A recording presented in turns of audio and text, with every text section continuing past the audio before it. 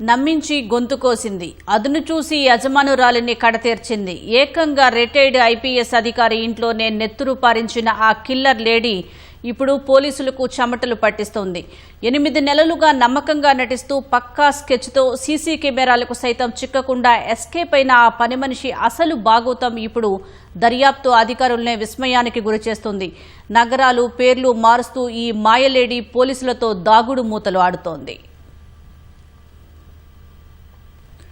జూబ్లీహిల్స్ ప్రశాసన నగర్లో విశ్రాంత ఐపీఎస్ అధికారి వినయ్ రంజన్ భార్య తనూజ హత్య కేసులో ప్రధాన నిందితురాలు కల్పన జాడ కోసం పోలీసులు ముమ్మరంగా గాలిస్తున్నారు. పూణేలో ఆమె తల్లిదండ్రులు, సోదరి భర్తను అదుపులోకి తీసుకుని ప్రశ్నిస్తున్నారు. ఆమె కూడా పోలీసుల అదుపులో ఉన్నట్లు వస్తున్న ప్రచారాన్ని పోలీసులు ధృవీకరించలేదు. 8 నెలల క్రితం వినయ్ రంజన్ రే ఇంట్లో పనికి కుదిరినప్పటి నుంచి తెలివిగా వ్యవహరిస్తూ వచ్చింది. ఫోన్లో సురేష్ అనే వ్యక్తితో నిత్యం సంప్రదింపులు జరుపుతూ అతడి ఆదేశాల ప్రకారం నడుచుకుంది. యజమాని బెంగళూరు వెళ్లడంతో 3 వ్యక్తులను పూణే నుంచి హైదరాబాద్ రప్పించింది. వీరంతా 2 రోజుల పాటు ఇంటి పరిసర ప్రాంతాల్లో రెక్కీ నిర్వహించారు. సీసీటీవీ కెమెరాలకు దొరకకుండా బయటపడే మార్గాలను పరిశీలించారు. గురువారం అర్ధరాత్రి దాటాక 1 గంట సమయంలో తనూజను హతమార్చి బీరువాలోని 22 తులాల బంగారంతో పారిపోయారు.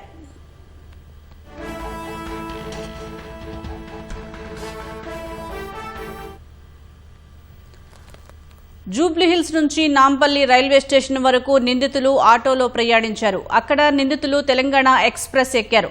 వీరంతా నాగ్పూర్ వెళ్తారనే ఉద్దేశంతో పోలీసు బృందాలు ముందుగానే అక్కడకు చేరాయి. కానీ కల్పన కాజీపేట రైల్వే స్టేషన్లో రైలు దిగినట్లు సీసీటీవీ ఫుటేజ్ ఆధారంగా గుర్తించారు. అక్కడి నుంచి ఎక్కడికి వెళ్లిందనే కోణంలో పోలీసులు ఆరా తీస్తున్నారు.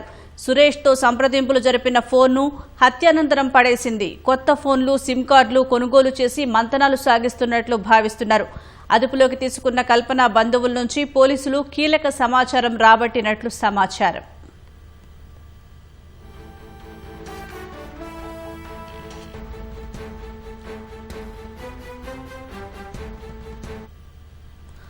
కల్పన మిగిలిన వారు మారుపేర్లతో పూణే, బెంగళూరులో ఆధార్, ఓటరు గుర్తింపు కార్డులతో కొందరి ఇళ్లలో పని మనుషులుగా చేరినట్లు సమాచారం. కొన్ని ఇళ్లలో చోరీలకు పాల్పడడంతో ఆయా నగరాల పోలీసులు అధికారుల నుంచి కల్పన వివరాలు సేకరించినట్లు సమాచారం.